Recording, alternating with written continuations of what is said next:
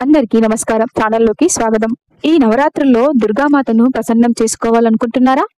మరి అక్టోబర్ 2 దసరా రోజున కొన్ని చిన్న చిన్న పరిహారాలు చేస్తే లక్ష్మీదేవి ప్రత్యక్షమై ప్రత్యేక ఆశీర్వాదాన్ని మీ ఇంటిపైన కురిపిస్తుంది. అమ్మవారి కటాక్షంతో మీ ఇంట్లో ఉన్న కష్టాలన్నీ కూడా తొలగిపోతాయి. అపారమైన ధనాకర్షణ అనేది కలుగుతుంది. అందుకే ఈ వీడియోను చివరి వరకు తప్పకుండా చూడండి. ముందుగా మన ఛానల్ని మొదటిసారి చూసినట్లయితే సబ్స్క్రైబ్ చేసుకోండి.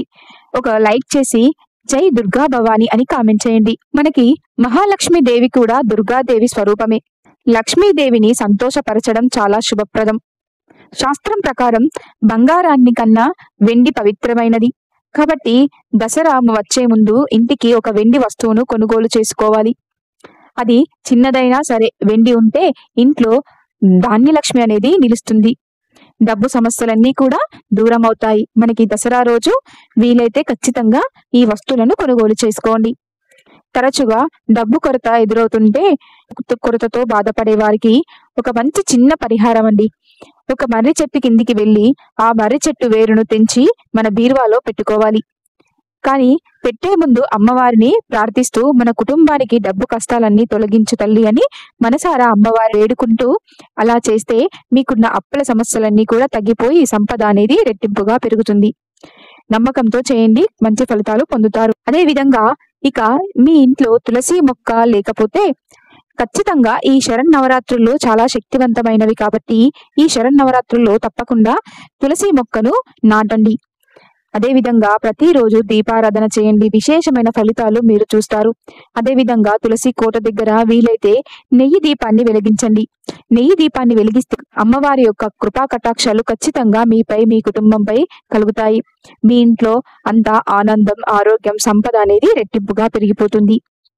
ఇప్పుడు ఒక ముఖ్యమైన విషయం గురించి తెలుసుకుందాం. సాధారణంగా మనం పూజల్లో ఒక దీపాన్ని మాత్రమే వెలిగిస్తాం. కానీ దసరా రోజున మాత్రం తప్పకుండా మర్చిపోకుండా 2 దీపాలు, వీలైతే 5 దీపాలను ఖచ్చితంగా వెలిగించాలి. మీరు ప్రత్యేకంగా పూజను ఆచరించి విశేషంగా 5 దీపాలను ఖచ్చితంగా వెలిగించి చూడండి. ఇక మీకంతా మంచి జరుగుతుంది. ఇక ఇంటిపైన ఒక ఎర్రటి జెండాను కట్టండి. అలా చేస్తే ఆ ఇంటి మీద అమ్మవారి అనుగ్రహం అనేది ప్రాప్తిస్తుంది. అమ్మవారి యొక్క ఆశీర్వాదం ఎప్పుడూ ఉంటుంది. అష్టైశ్వర్యాలు ఇంట్లో నిలుస్తాయి. కాబట్టి ఈ పనులు ఖచ్చితంగా ఆచరించండి.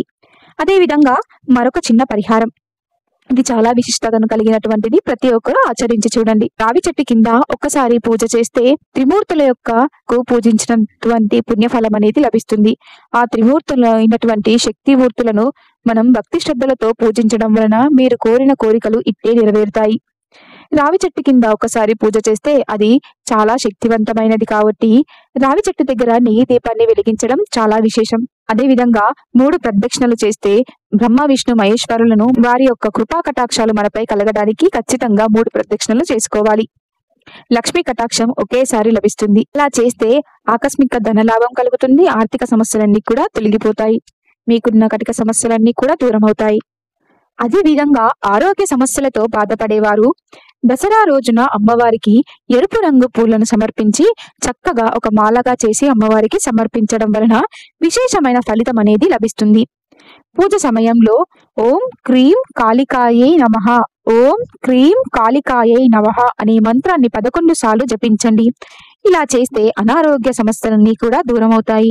ఆరోగ్యం మెరుగుపడుతుంది. అలాగే పూజ సమయంలో మనం ఖచ్చితంగా భక్తి భావనతో పూజను ఆచరించాలి. ఎలాంటి చెడు ఆలోచనలు మనకి ఉండకూడదు.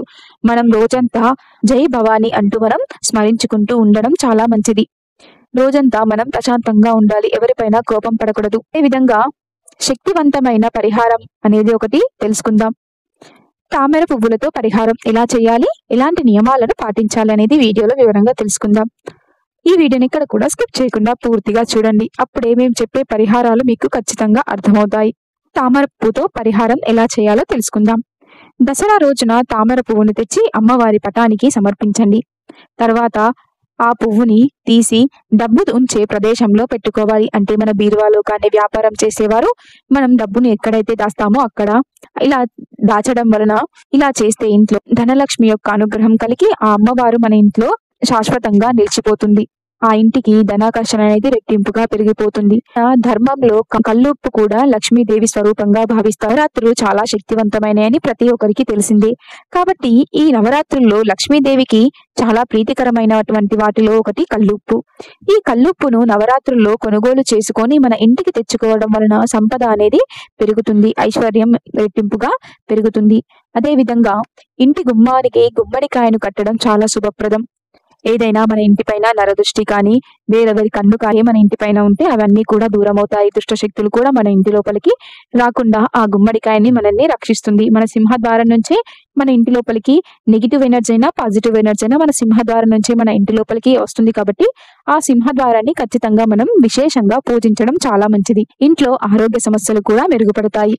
ఇలా ఇంటి గుమ్మానికి ఖచ్చితంగా గుమ్మడికాయను కట్టుకోండి. ఇది చాలా విశేషం అని కూడా చెప్పుకోవచ్చు. అదే విధంగా ఈ వీడియోలో ఇది చాలా ముఖ్యమైనటువంటి విషయం, ఖచ్చితంగా ప్రతి ఒక్కరూ పాటించి చూడండి. పంచదీపారాధన గురించి వివరంగా తెలుసుకుందాం. ఒకే రకమైన నూనెను కాకుండా 5 రకాల నూనెలను కలిపి ఒక దీపాన్ని వెలిగించాలి. నువ్వుల నూనె, కొబ్బరి నూనె, ఆముదం నూనె, ఇప్ప నూనె, అలాగే ఆవు నెయ్యి. ఈ 5 నూనెల వెలిగించే దీపానికి విశేషమైన ఫలితం అనేది లభిస్తుంది. అమ్మవారికి అత్యంత ప్రీతికరమైనటువంటి దీపం అని కూడా చెప్పుకోవచ్చు. ఈ దీపాన్ని ఎవరైతే వెలిగిస్తారో వారి ఇంట్లో అమ్మవారు ఖచ్చితంగా తిష్ట వేసుకొని కూర్చుంటుంది. అమ్మవారికి చాలా ప్రీతికరమైన దీపం అని కూడా చెప్పవచ్చు. ఈ విధంగా దీపారాధన చేసుకొని ఇంటి మొత్తానికి చక్కగా ధూపం వేసుకోవడం మర్చిపోకూడదు. ప్రతి ఒక్కరూ ఇంటి లోపల సాయంత్రం మరియు పొద్దున ఖచ్చితంగా ధూపం అనేది వేసుకోవాలి. అదే విధంగా మనకి అమ్మవారికి మరొక వస్తువు చాలా ప్రీతికరమైనది. అది ఏమిటంటే నిమ్మకాయలు. నిమ్మకాయలతో దండను సమర్పించిన ఇవి చాలా శక్తిని కలిగి ఉంటాయన్నమాట. అందుకే అమ్మవారికి నిమ్మకాయల దండలు వేస్తూ ఉంటారు. అమ్మవారికి నిమ్మకాయల దండలు అంటే కూడా చాలా ప్రీతికరమైనది. అదే విధంగా అమ్మవారికి ప్రీతికరమైనటువంటి ప్రసాదాల్లో ఒకటి నిమ్మకాయతో చేసిన పులిహోర. ఈ నిమ్మకాయతో చేసిన పులిహోరను అమ్మవారికి నైవేద్యంగా పెట్టడం చాలా విశేషం. అదే విధంగా నిమ్మకాయతో ఒక చిన్న పరిహారం చేసుకోండి.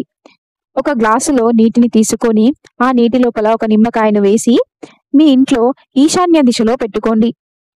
గ్లాసులో ఉన్న నీటిని మరియు నిమ్మకాయను 2 రోజులకు ఒకసారి మారుస్తూ ఉండాలి. ఇలా చేస్తే వాస్తు దోషాలు ఏమన్నా ఉంటే అవన్నీ కూడా తొలగిపోయి ఇంటికి రాజయోగం అనేది ప్రాప్తిస్తుంది. అదే విధంగా కొందరు ఎంత సంపాదించినా అది నిల్వనే ఉండదు. ఇలా ఖర్చు చేస్తూనే ఉంటారు, ఇలా సంపాదిస్తూనే ఉంటారు. ఎన్ని రకాలుగా పూజలు చేసినా, పరిహారాలు చేసినా, ఎన్ని రకాల నోములు ఆచరించినా కూడా కొందరి ఇంటి లోపల ధనం అనేది నిలకడగా ఉండదు. ఎందుకంటే వారికి అమ్మవారి యొక్క అనుగ్రహం అనేది కలిగినప్పుడే మనం ఏ పని చేసినా విజయం అనేది ప్రాప్తిస్తుంది. ఆ డబ్బు అనేది నిలకడగా కూడా ఉంటుంది. సంపాదించిన కూడా డబ్బు నిలవాలని అనుకునేవారు ఈ దసరా రోజున తప్పకుండా ఈ చిన్న పరిహారాన్ని ఆచరించండి. దసరా రోజున అమ్మవారి ఫోటోను పెట్టుకోవాలి, పూలమాలను సమర్పించాలి. ఇలా చేస్తే లక్ష్మీదేవి ఇంట్లో నివాసం చెందుతుంది. అక్టోబర్ 2న దసరా రోజున తెల్లవారుజామునే లేచి స్నానం చేసి అమ్మవారిని భక్తి శ్రద్ధలతో పూజించడం చాలా విశేషం. ఈ రోజు శ్రీ సూక్తం 11 సార్లు పారాయణం చేయాలి. అలాగే లక్ష్మి అష్టోత్తరాలు పారాయణం చేయడం, నవదుర్గా సూత్రాలను పఠించడం చాలా మంచిది. అలా చేస్తే అన్ని ఆర్థిక సమస్యలన్నీ కూడా తొలగిపోతాయి. అదే విధంగా సాయంత్రం సమయంలో కనకదార స్తోత్రాన్ని 9 సార్లు ఖచ్చితంగా పారాయణం చేసుకోవాలి. ఇలా పారాయణం చేయడం ద్వారా అనేక సమస్యల నుండి మనకి విముక్తి అనేది కలుగుతుంది. ఇది ఆర్థిక సమస్యలను శాశ్వతంగా దూరం చేస్తుంది. చివరిగా ఒక చిన్న పరిహారం. గోమతి చక్రం చాలా పవిత్రమైనది. దసరా రోజున 21 గోమతి చక్రాలు, 3 కొబ్బరికాయలు తెచ్చి పసుపు వస్త్రంలో మూట కట్టి పూజ గదిలో పెట్టాలి. పూజ పూర్తయిన తర్వాత చక్కగా ఆ మూటకి ధూపాన్ని వేసుకోవాలి. అదే విధంగా ధూపం వేసిన తర్వాత ఆ మూటను ఇంటి గుమ్మానికి లేదా మనకి ఏదైనా వ్యాపారం చేసే దుకాణాలు ఉంటాయి కదా, వాటి ముందర కానీ ఆ వ్యాపారం చేసే ప్రదేశంలో గుమ్మానికి కానీ కట్టుకోవడం చాలా మంచిది. ఇలా చేస్తే చెడు దృష్టి అనేది దూరం అవుతుంది, డబ్బు నిలుస్తుంది, కుటుంబానికి ఆరోగ్యం, ఆనందం, సుఖం, శాంతి అనేది కలుగుతుంది. ఈ విధంగా చిన్న పరిహారాన్ని ఆచరించండి.